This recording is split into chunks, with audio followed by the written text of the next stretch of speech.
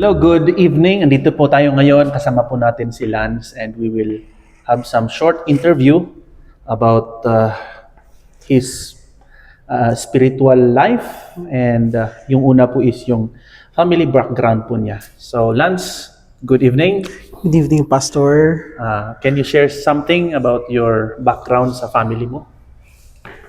Yun, short story. Short lang naman. I'm from a broken family actually. I'm from a broken family. My mom left me, ako personally, left me when I was still 8 months baby. Then I saw her when I was already 18 years old na po ako nung nakita ko siya. Then, ang nag-alaga sa akin is my father, yung papa ko nag-alaga sa akin. From the moment that baby pa lang ako, and lumaki rin ako sa mga poder ng mga tito, tita, yun of course. Kaya medyo well-trained or na-disiplina talaga ako ng maayos. Kasi paiba-iba ako ng mga pinupuntahan. Kay papa, sa tita, sa tito, sa mother side, and even sa father side. Yun naman yung family background ko. Okay, so ito po yung pangalawa po na question actually. How would you describe your relationship with God right now? And pwede mo ring umpisahan kung saan mo or kailan mo nakilala ang Diyos, ang Panginoong Hesus sa buhay mo. Ayun. I met the Lord when I was still a kid kasi laki ako sa Sunday school. It started when I was, nasa La Union ako noon kasi sa La Union ako lumaki because yun nga, I'm from a broken family. I started attending Sunday school and my relationship towards God or to the Lord, naging deepen siya when I started to be in a ministry. I was a Sunday school teacher at the age of 14. Nagtuturo na po ako ng mga bata at age of 14. Then, probably for me, the greatest challenge for me as a Christian that time, nung kinwestiyon ko si Lord, nung namatay yung kapatid ko, she was my only sister. Only girl lang siya, sabi magkakapatid. I really questioned the Lord, Lord, bakit siya? Ang dami namang tao dyan na masasama. Dami kong rason, lagi kong kinu-question si Lord, Lord, bakit yung kapatid ko pa? Then one realization came upon me that He has a reason. May reason siya kung bakit niya ginawa yun. He has a reason bakit niya kinuha yung sister ko. Probably for us to be free. Kasi yun nga, my past, probably, medyo dark siya kasi galing din kami sa abuse. Ina-abuse kami ng mga stepmother ko before. Kaya ayun, and my sister was child abused by my stepmom. Kaya siguro din, way na rin yun ni Lord for us to be set free para makaalis dun sa poder ng stepmother ko nun. And then, when I came here in La Trinidad, I was probably 16 or 17 years old. I was really lost kasi wala akong church na pupuntahan nun. I tried many churches, napunta ako sa G12, napunta ako sa iba't ibang religion, but I never tried religion that are not true. Of course, I'm a Christian by heart, of course. Then there were challenges, to be honest, to me as a Christian. The Lord really challenged my faith. Me personally, ang dami kong na-encounter na mga spiritual battles, like people's na relationship towards them, mga struggles sa buhay. Then it came to the point na muntik na akong sumuko, to be honest. I really almost give up. Even currently right now, my mental health right now is not really that good. Pero I thank God kasi He's always being good sa akin. He always show me His love. He's using other people. His peace is always within me. Okay. So at least you are a Christian, you accepted the Lord Jesus as your Lord and Savior. And pangalawa po is, what are some ways you feel closest to God in your daily life? Ayun, let's be real. Magpakatotoo tayo. We feel that the Lord is close to us when we have many problems. Okay. Pag marami tayong problema. Of course, you only acknowledge God pag may problema tayo, pag may pinagdadaanan tayo. I'll be honest, I'm one of those types of Christians na lumalapit lang kay Lord pag may kailangan. Even right now, I am facing a battle in my life, a personal battle in my life. Medyo may takot, kaba sa akin. But last night, I was really praying to God na, Lord, remove this fear inside my heart. And remove this anxiety sa puso ko. Na, Lord, I surrender everything to you. And then this verse came na sabi doon na, let the morning worries for itself. Na dapat hindi natin isipin kung ano yung kinaumagahan kasi si Lord ang bahala doon.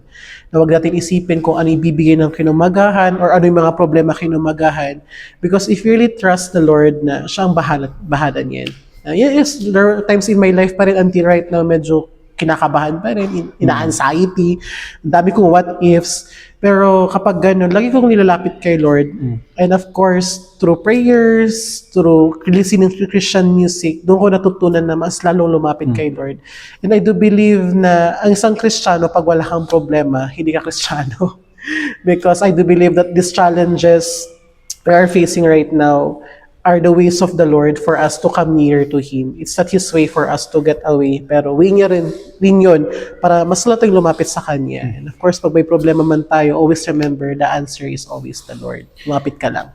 Okay, thank you. So, I think I have a one follow-up question. Parang na-mention mo yung mga anxiety. Is there a time na naisip mo na I will end my life or something like that? Wala naman, Pastor. Okay, Wala at least, naman, Pastor, so far. I thank God for that faith in me. Kasi talaga may takot ako na, Lord, I will not do that. I will not do such thing. Kasi I do believe to myself na the Lord will always give me an answer. Kahit minsan may mga times na tahimik lang si Lord, na hindi siya sumasagot. All we need is really to pray na lumapit lang talaga sa Kanya. Pero that word, that S word, hindi pa naman siya sumasagi sa isip ko. Yeah, at least para siguro may mga din dito makanood and they will learn something din dito sa ating Okay, so thank you. And have you struggled with any doubts or questions about your faith lately? O yung parang ba nagdududa, nagda-doubt ka sa salvation, mga ganon lately?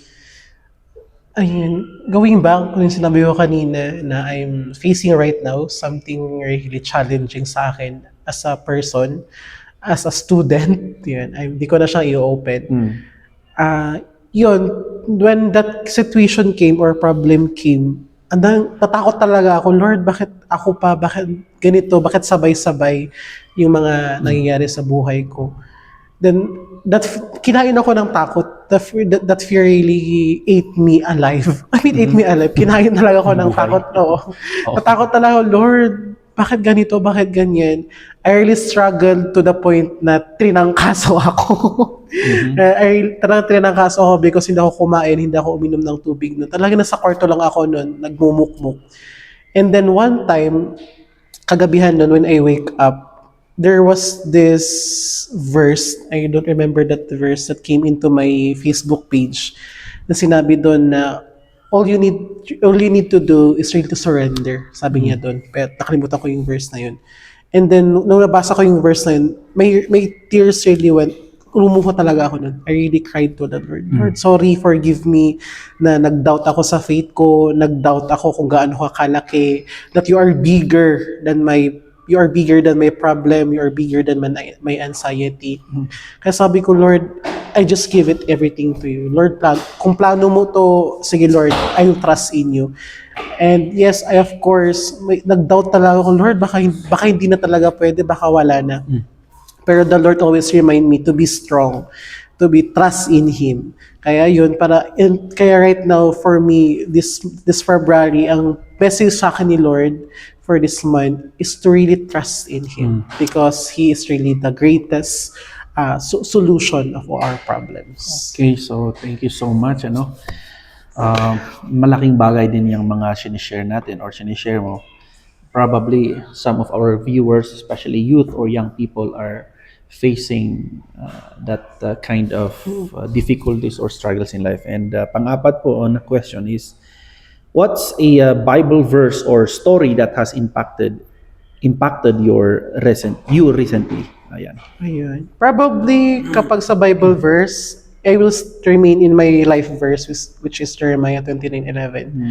Na I always remind myself na Lord, your plan is bigger than mine. Kasi yun nga, pag ina-anxiety ako, I always decide, lagi akong inuunahan ng takot, hindi ito gagawin ko. Kasi baka hindi nakikita ni Lord. Ganun yung mga pumapasok sa isip ko. But every time na nararamdaman ko yun, I always hold on the promise of God that His plan is to prosper me and not to harm me. Okay. Wow. So, how about a story? Do you have any story? My favorite story will always be about Job. Yung kay Job. Job talaga. Okay. Oo. Na to the point na walang-wala na talaga kay Job lahat. Hindi naman kinuha. Hindi naman kinuha ni Lord. Parang talagang he was really suffering. Talagang nahihirapan siya. But he still remains in his stand firm sa faith niya. Okay. Na the Lord will do something sa kanya. And of course, the Lord give it back 1,000 folds. Yun sa akin. Dinoble niya. Dinoble-doble niya. Dinoble-doble ni Lord. And then, okay, thank you. And then, how can I pray for you? Before this question, can you, what did, kung ano yung kung mo ngayon, course, and then saan ka Ayan. nag-aaral para at least kung Ayan. makita nila ka doon. And everyone, I am currently studying at King's College of the Philippines. Dito po sa Pico. I am taking Bachelor of Secondary Education, major in English. Fourth year na po ako. Actually, I'm taking my internship dito po sa Benguet National High School main campus. And hinahawakan ko po ang mga grade 9 students. And yun po. If you see me around, just say hi. Okay, so thank you. So, how can I pray for you? Yun, Pastor, you can pray for me. Sa akin, Pastor, probably, yun yung anxiety ko ngayon. Yung nararamdaman ko anxiety, the fear inside me. I cannot really say it ngayon kasi parang gusto ko muna siyang i-battle kay Lord, me and Him. Probably pag may result na, siguro, I will open it up. Kasi masyado siyang, kapag i-open ko siya, baka maiyak ako dito. Maiyak ako dito. Tayo ko maiyak. Yun, Pastor. Yung matanggal yung fear and anxiety na nararamdaman ko. All right, so that's it. And can we pray first before we end this interview or conversation? We pray. Let's pray. Lord, we thank you so much for this evening. We thank you for the presence of Lance. We pray that you will use his testimony, O Lord, to encourage as well the youth, O Lord. Maybe some of them are struggling like Lance. I pray that you will give them the strength, especially in times of anxiety and distress. I pray that you will remind him, O Lord, remind them, Lord, that you are always with us. You are always with them. And I pray, Lord God, maybe at some point of time that they have already surrender, O Lord, or give up. But I pray, Lord, that you will encourage them, strengthen them, Lord God, especially Lance. I pray for his studies, his family as well. I pray that you will continue to guide them, guide his steps as well, according to your word that you have a better plan to him, according to Jeremiah 29:11. So, Lord God, we thank you and we trust everything to you. In Jesus' name we pray. Amen. Okay, so thank you.